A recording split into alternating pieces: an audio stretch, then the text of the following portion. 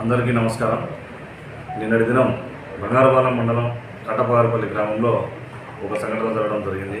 విషయం ఏమంటే కట్టపారపల్లి గ్రామానికి చెందిన రాజశేఖర్ అనే వ్యక్తి మార్చి నెలలో ఒక ప్రేమ వివాహం చేసుకోవడం జరిగింది.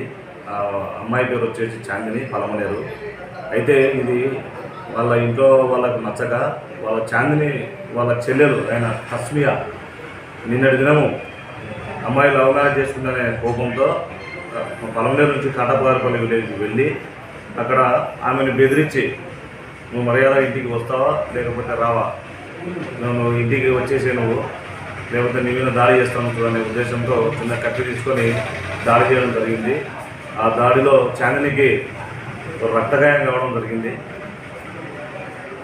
దీనివలన మాకు రాబడిన సమాచారం మేరకు మేము వెంటనే అక్కడికి స్పాట్లోకి వెళ్ళి వాళ్ళందరినీ స్టేషన్ దగ్గర పిలిపించి చాందిని వాళ్ళ భర్త రాజశేఖర్ ఫిర్యాదు మేరకు పోలీస్ స్టేషన్లో కేసు నమోదు చేసి దర్యాప్తు చేస్తూ ఉన్నాం.